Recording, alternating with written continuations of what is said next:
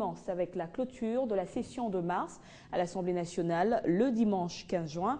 Une session fructueuse avec le vote de 14 lois, a estimé le président de cette institution, Oba Minaku, dans son discours de clôture. Mais pour l'opposition, c'était plutôt une session mitigée avec un contrôle parlementaire pas assez consistant. Dimanche, jour des repos, les députés nationaux n'ont pas eu le temps de se reposer. Coïncidence des calendriers. Avant la clôture de la session ordinaire de mars, la Chambre basse a procédé au vote des projets de loi fixant les règles relatives aux conditions et modalités de sauvetage de l'entreprise industrielle en difficulté.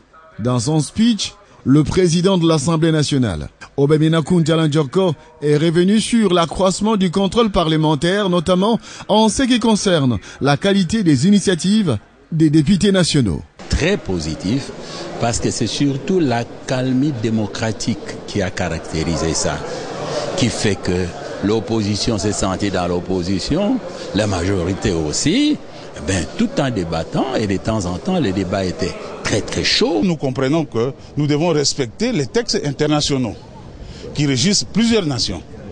Et là, l'Assemblée nationale a fait son travail. Sur le plan de production législative, 14 lois des ratifications ont été votées et le travail abattu à la Chambre basse a été apprécié par les élus du peuple. J'ai le sentiment d'avoir eu peut-être le président de l'Assemblée nationale, le meilleur président de l'Assemblée nationale de ma vie. Il a dirigé et il dirige cette affaire avec une dextérité que je n'ai jamais vue. Et dans le but d'effectuer les suivis des recommandations, le bureau de l'Assemblée nationale promet la mise en place d'une commission qui devra se pencher sur cette question. L'idée est bonne. Il faut, parce que une chose est de faire des recommandations. On fait toujours des recommandations, mais on ne suit rien. On ne voit pas l'exécution de nos recommandations. Au regard des enjeux de l'heure, une session extraordinaire se profile à l'horizon. Avant la convocation, les députés devront donc se rendre dans leurs bases respectives pour la restitution du travail législatif. Dans l'actualité de ce lundi, la mesure suspendant les activités de l'Assemblée provinciale de l'Équateur devra être levée dans quelques jours. C'est le ministre de l'Intérieur, Richard Mouyèche, qui l'a annoncé. Et c'était au terme de la réunion présidée par Oba Minaku en présence de tous les députés de l'Équateur. Examiner en profondeur la situation politique de la province de l'Équateur, cette question était à la base de cette réunion tenue au Palais du Peuple ce lundi. Le président de l'Assemblée nationale, Oba Minaku, a conféré avec les ministres de l'Intérieur et les députés originaires de la province de l'Équateur sur cette question.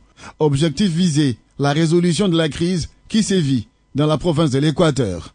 Après échange avec les députés de l'Équateur sous la présidence d'Oba Minaku Njalanjoko, le ministre de l'Intérieur, Mouyège Manguez-Mans, a promis la levée de la mesure de suspension du bureau de l'Assemblée provinciale de l'Équateur, c'est là, dans quelques jours. Il y a déjà le bureau de l'Assemblée qui est en place depuis quelques jours, le personnel d'appoint aussi.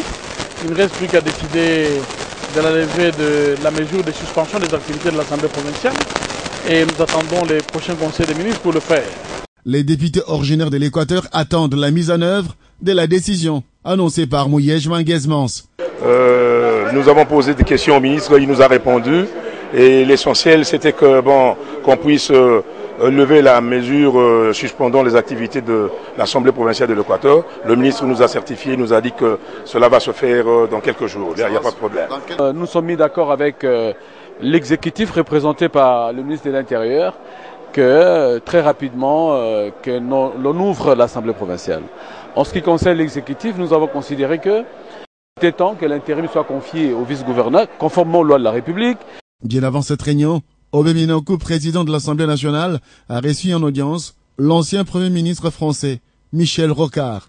Au centre de leur échange, plusieurs questions d'actualité.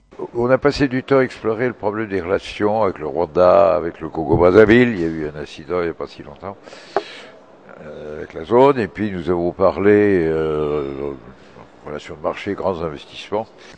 Sécurité en RDC, la MONUSCO a reconfirmé sa volonté d'accompagner le pays dans la traque des ADF Nalou et la sécurisation du district de l'Ituri en province orientale.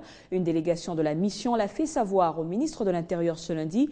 Elle était conduite par le représentant spécial adjoint du secrétaire général des Nations Unies en RDC.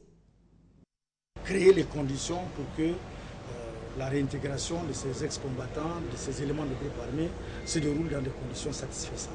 Dans des conditions satisfaisantes, tel est donc le souhait de la MONUSCO, dont le numéro 2 en République démocratique du Congo est venu faire part au ministre de l'Intérieur. J'ai profité de l'occasion pour nous demander comment la mission peut davantage appuyer les efforts du gouvernement, comment nous pouvons davantage apporter une plus grande assistance, parce que les efforts que mènent les autorités de la RDC dans le cadre de la stabilisation des provinces de l'Est méritent vraiment qu'on les appuie.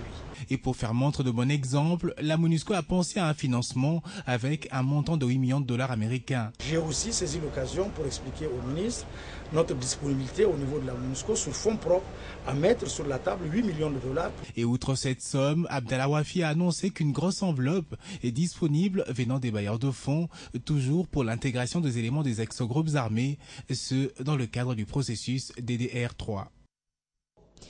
Dans le secteur de l'économie, s'est ouvert ce lundi un atelier sur l'investissement et la fiscalité en République démocratique du Congo avec un accent sur la réforme visant à améliorer le climat des affaires et de l'investissement. Et donc pendant 3 jours, les participants, le gouvernement, le secteur privé, la société civile et les partenaires au développement dans la Banque mondiale ont comme objectif établir un plan d'action pour les réformes de gouvernance économique nécessaires afin d'améliorer sensiblement le climat d'investissement en RDC.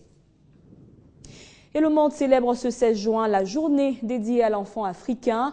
Le thème choisi est « Ensemble pour des actions urgentes en faveur des enfants de la rue ». Cette journée a commencé le 16 juin 1976 lors du massacre des enfants de Soweto en Afrique du Sud par le régime de l'apartheid où plusieurs enfants trouvèrent la mort.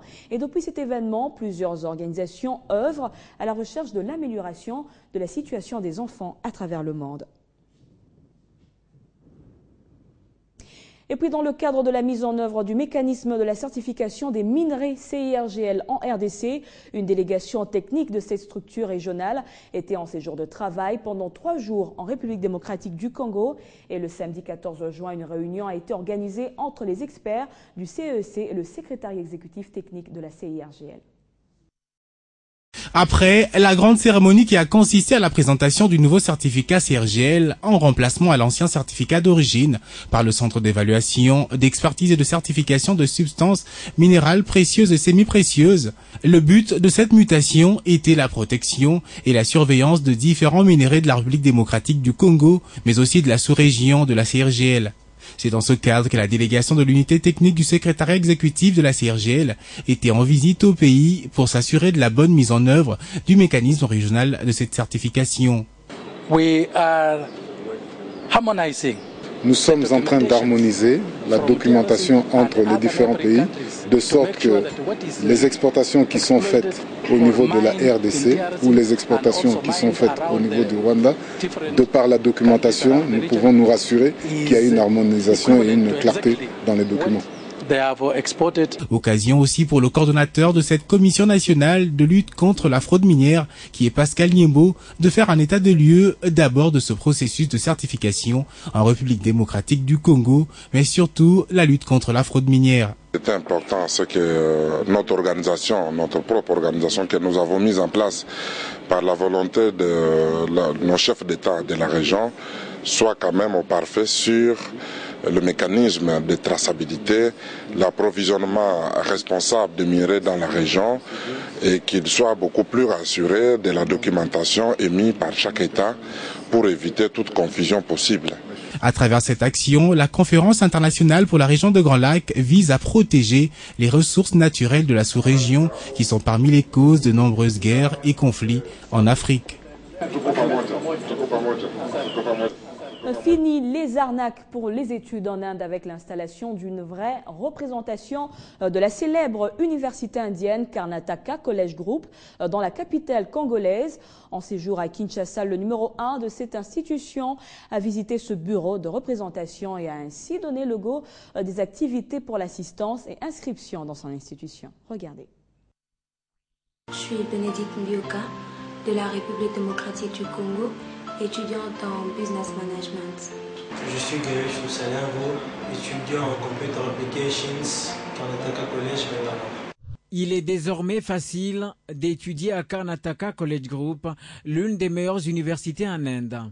Motivé par l'application et l'assiduité des étudiants congolais, le numéro 1 de cette institution a, sur initiative des 2 de ses anciens étudiants, installé un bureau de représentation à Kinshasa. Nous avons obtenu des très bons résultats venant des étudiants de la RDC et c'est pour ça que nous avons décidé d'enrichir nos affaires avec la RDC. Créé depuis plus de 12 ans, Karnataka College Group, qui compte un grand nombre d'étudiants africains et surtout congolais, tient ainsi à faciliter davantage les études en Inde et compte fermement s'implanter dans les jours à venir dans la capitale congolaise. Nous sommes en train de préparer un examen à l'issue duquel nous allons pouvoir octroyer des bourses totales ou partielles. Avant de reprendre route pour l'Inde, le professeur recteur Basavarai Ramanal va animer ce mercredi 18 juin un séminaire d'information et sensibilisation sur l'organisation de son institution. Nous allons parler des bénéfices que les étudiants peuvent obtenir en travaillant, en s'inscrivant dans notre université. Grâce à ce bureau de représentation basé dans la commune de Lingwala, sur l'avenue Kalembelembe, c'est peut-être la fin des arnaques pour les études en Inde. On passe au sport. Initialement prévu pour ce lundi, le go de la 2e édition du Tour cycliste international de la RDC est renvoyé au mercredi 18 juin. Les difficultés des vols que connaît la ligne Kinshasa-Katanga seraient à la base de ce report. Dans l'entretemps, une majorité des cyclistes de Kinshasa boudent de participer à cette 2e édition. Elle reproche à la Fédération congolaise de cyclistes l'absence du cahier de charges prenant compte des droits des athlètes. Annoncé pour ce lundi 16 juin à Kolwezi dans le Katanga, le coup d'envoi de la 2e édition du Tour cycliste international de la RDC vient d'être décalé pour le mercredi 18 juin. Un report qui suscite déjà plusieurs questions dans l'opinion, qui voit la raison principale au refus de la majorité des cyclistes de Kinshasa de prendre part à cette compétition. Parmi ces athlètes encore à Kinshasa, l'on évoque Dukwa Bumba, le seul Congolais à avoir remporté au moins une étape lors de la première édition du Tour cycliste international. Hostile à l'actuel comité de sa fédération. Fédération ont marché. Donc ce moyen que la fédération a tout changé, tout le responsable oyo pas que tia wana pour même abiso bien. Dukwa Bumba serait même sous le coup d'une radiation pour avoir réclamé ses primes. Tu préfères que tout tia kanana comme ça total le quoi ça papa ninga qui on peut-être ko raisonner pour nabiso.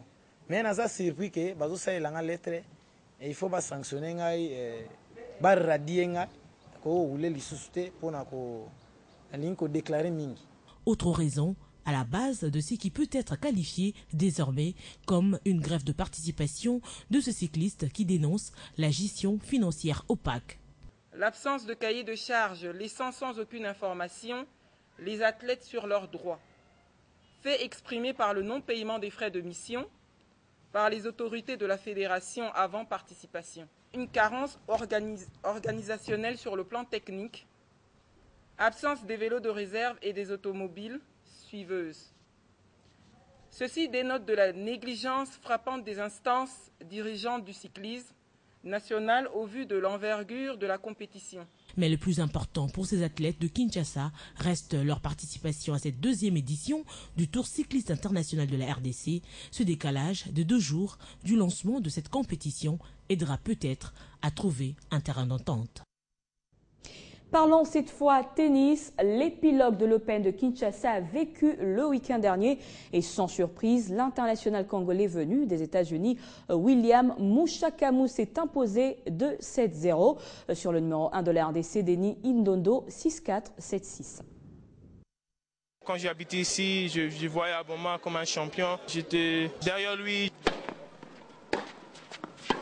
C'est donc une finale qui a opposé un ancien admirateur à celui qu'il admirait, devenu numéro 1 de la RDC. Denis Indondo des Blancs vêtus est tombé sur un morceau dur. William Mushakamu, international congolais, venu des USA pour participer à cette première édition de l'Open de Kinshasa. Une finale qui a tenu en haleine les